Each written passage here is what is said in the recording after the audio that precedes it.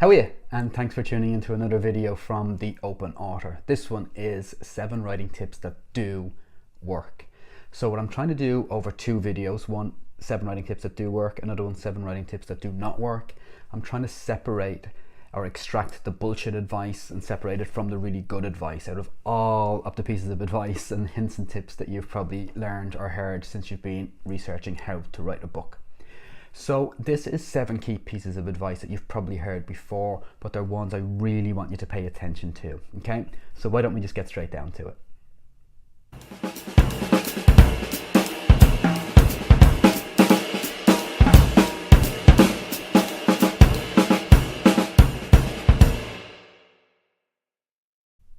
Now, so just to let you know, this is 7 writing tips that do work. The 7 writing tips that do not work, as in the bullshit pieces of advice that I know you've heard before, that's in a video in the description below. So click into that. You might want to watch it if you haven't already done so after you've seen this video. But this one is 7 writing tips you have heard that do work. Tip number 1 that you've heard is be subtle. Now, this is a key piece of advice, and it's definitely a hint or a tip that you should adhere to on a regular basis. And when people say be subtle, they mean be subtle with your plot, be subtle with your hook. You don't have to give it away too soon. It's, you know, if it's a murder mystery or a dead body, doesn't have to be in the first 100 words. Or, you know, if you're trying to write a romance novel, your 2 leads don't have to meet each other in the first chapter. You have to be subtle with your plot. Don't give away your hook too soon. Keep drip feeding your reader and keep them interested until you reveal that hook or that plot, you know, somewhere down the line. Of course, early on, but be subtle. It doesn't have to be straight away in the first few 100 words. So be subtle is definitely key in that area, but I actually teach be subtle in a different way. And when I say be subtle, I mean be subtle when it comes to your everyday approach to writing. Because what I see in amateur manuscripts, because I'm in the lucky position that I edit professional manuscripts, but I also deal with students on a regular basis and see amateur manuscripts, and I get to see the mistakes that can be made on a regular basis. So one thing that sort of irritates me is that people overwrite or overact, as I call it. And if you've been a student of mine, you will know what I mean by overact, and I will explain it as I go further along in these videos. But you know, when you see an actor on stage or on screen and they're over pushing their emotions and they're overacting, well, that's what it's like when writers overwrite. You kind of check out as a viewer or as a reader, and you understand that that actor's not particularly good or this writer isn't particularly good. So an example of overacting would be, and I've written something down here, so I hope you don't mind my eyes going down. You can stare at my bald head. So an example of something I would see in amateur manuscript that is overwriting would be a passage a bit like this, where somebody writes, "And you're not coming with me," she spat out as she stormed out of the room, causing a loud bang as she slammed the door behind her. Now, that's just overreaching or overacting, because it's just suggesting that this character is angry. But in order to get across the fact that I am suggesting this character is angry, I overplay it. So I go, "She spat out as she stormed out of the room, causing a loud bang as she slammed the door closed behind her." It's just too much. So if you want your character to say that piece of dialogue, "and you're not coming with me," and you also want to get across the point that she says it while she's angry, well, then just be a hell of a lot more subtle. "She clenched her fist until her knuckle turned white. 'And you're not coming with me,' she said." Now that gets that point across. 1, she's angry because she's clenching her fist, and 2, she said that piece of dialogue. But I don't need to overact. I don't need to overwrite. I don't need to say she slammed the door and she paced out of the room and she stormed, slamming that door behind her. It's just overreaching. It's overreacting. So when you hear the hint or tip, be subtle, yes, it's be subtle with plot, but it also means be subtle with your everyday writing. Calm it down a bit. Now, another tip that I know you've heard that is vital when it comes to creative writing is show, not tell. I know you're bored of hearing this phrase, show not tell, because you learned it in secondary school, and then when you did the workshop in creative writing you learned about it again, and now here's this open author bald little geezer telling me about it again. I'm fucking sick of show not tell. But listen, show not tell is, and you can quote me on this, it's essentially what good creative writing is. So show not tell, for those of you who don't know or aren't fully aware of it, even though you did learn it in secondary school, is your ability to show a story, not tell a story. And what I mean by that is, we can all tell a story, right? We've all sat in the pub with our friends and told a story. But that's not what creative writing is. So you wouldn't just say, Geraldine was frightened. I mean, you would if you're telling a story, because that's what telling a story is. But if you're writing a story, you shouldn't just say Geraldine was frightened, because that's just telling. So you would show through description. So you might say, Geraldine dug her fingers into the palms of her hands to stop them from trembling. Now, that's getting across that Geraldine is frightened without directly just telling you that Geraldine is frightened. So it's essentially what good storytelling is. It's what good creative writing is, your ability to show not tell. But show not tell goes way beyond your character's feelings. So you can, you wouldn't tell that Bobby is crying or that Geraldine is frightened or that Tom is angry. You would show, but it doesn't just relate to showing emotions and not telling emotions. It relates to your everyday storytelling. So with your plot, you are showing, not telling. Your character's feelings, you are showing, not telling. And through dialogue, you are showing, not telling.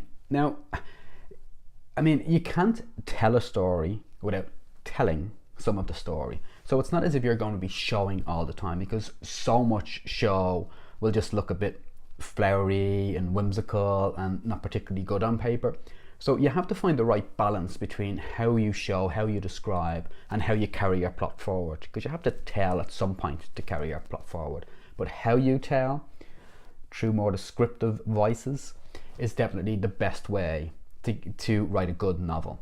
So show not tell is boring because we've heard it for so many years, but it really is what great creative writing is. So improve your ability to show not tell, and in fact subscribe maybe to my videos, because I'm going to be doing one on exactly what show not tell means and how you can improve at that particular skill very soon.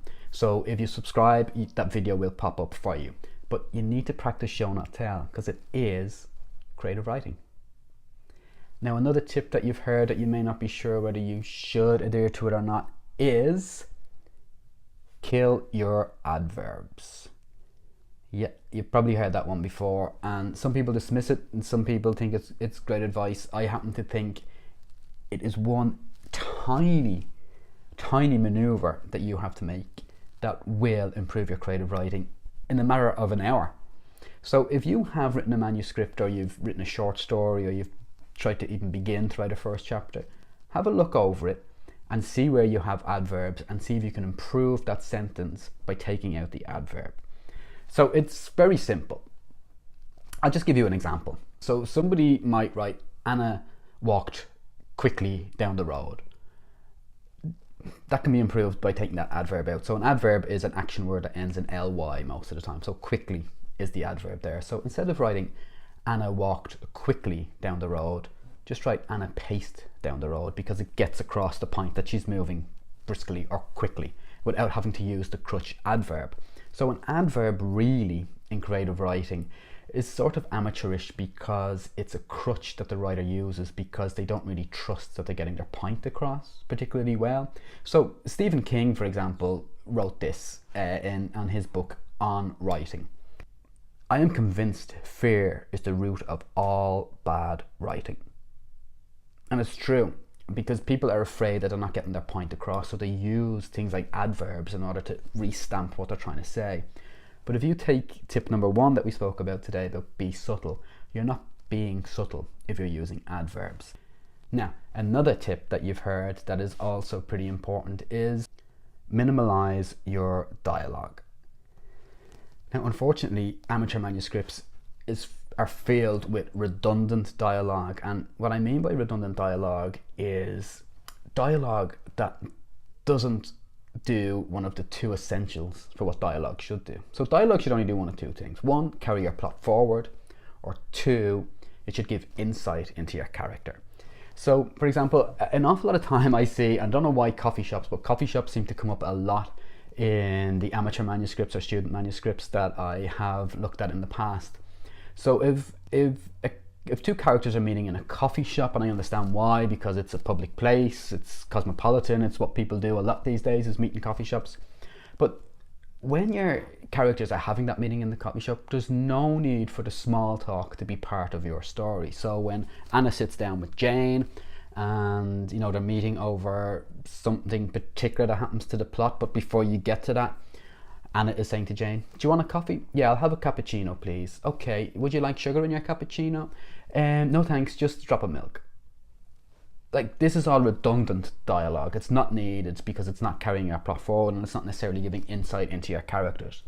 So as a writer, you're also an editor. So you don't put in all the everyday, mundane and boring things that happen to your characters. You only put in what is relevant to the plot. So this idea that you put in your character waking up and brushing his teeth every morning, I mean, you wouldn't do that. So you also wouldn't put in the mundane, redundant dialogue. So much dialogue is overwritten in amateur manuscripts. I want you to be conscious of that, because if you minimalize your dialogue, you're improving your manuscript pretty much straight away. Another tip that you've heard before that I do want you to listen to and pay attention to is know your ending. Now, it's quite controversial, this idea, because there are two types of writers. There are planners, people who plan and plot for probably a month or two before they even begin to write their novel. So they have so many bullet points, and they have character profiles, and they know where their story's going, and they've probably even broken it down into chapter verses, so they know they're going to have 20 chapters and they've bullet points for each chapter. There are meticulous planners, and I applaud them. I think that's great. There are also pantsers, and these are people who don't plot or take any notes. They just start writing and they let the story take them wherever it is it takes them. So there are plotters and pantsers. Fly by the seat of your pants. That's where that phrase comes from, or that saying comes from. But listen, knowing your ending is vital. I'm not asking you to be a meticulous plotter or planner. I'm not frowning upon pantsers either. But if you're a first-time writer and you are looking to write that manuscript, this idea that's been in your head for probably years, and you're afraid that you won't get through it, one really good tip is to know your ending, because that gives you constant direction. So if you know where your novel starts and you also know where your novel ends, well then as you're going through it, whether you are plotting or you are pantsing that way, you always have direction. You always know where you're going, or at least where you're going. You don't have to know everything else in between. You can make that up as you go along, or you can plot to your heart's content.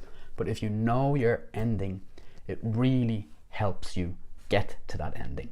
Because this sad fact that I sprout quite a lot, that 99% of manuscripts go unfinished. They go unfinished because people get bogged down, they get lost, they're not sure where they're going next. So if you have the light at the end of the tunnel, which is your ending, it will help you become one of the 1%, and that is somebody who does finish their manuscript. So it's a good tip to pass down to first-time writers. Know your ending. I would recommend it. And another piece of advice that you've also heard is don't visualize your story as a movie or TV series. I bet you somebody in a workshop's probably said that to you. And on the other hand, I bet somebody else has also said to you, you know, if you visualize actors playing the characters, and you visualize it as a movie or as a TV series, you know, you're really starting to get the crux of your story down.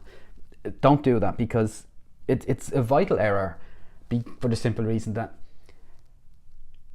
listen, if you want to write a TV script, write a TV script. If you want to write a movie, write a movie. If you want to write a novel, write a novel. The three of them are totally different art forms. So if you are trying to write a novel by visualizing it as a movie, and you have, you know, Tom Cruise in this role and Susan Sarandon in this role, I don't know why I chose those two, although Tom Cruise, guilty pleasure, I love his movies.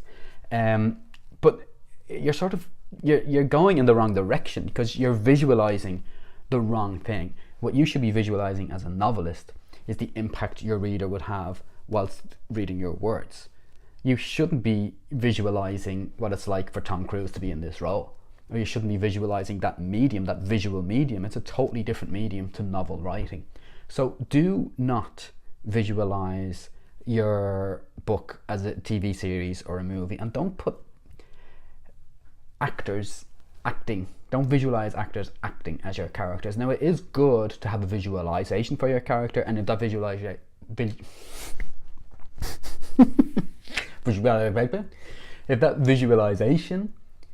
is an actor, that's fine. But I don't want you to picture necessarily the actor acting the role, if that makes sense. So if you're writing a novel, just write a novel and visualize the impact your words are having on a reader. That should be your only visualization, really. So there have been 7 writing tips that I know you've heard before, that I do want you to listen to, or I do want you to pay attention to, because they will improve you as a writer. Do check out the 7 tips that do not work, which is linked in the description below. Aside from that, if you wanted to subscribe to my videos, please do. Just hit the red button, which is also underneath me there somewhere. Am I looking in the right direction? Or there? I don't know.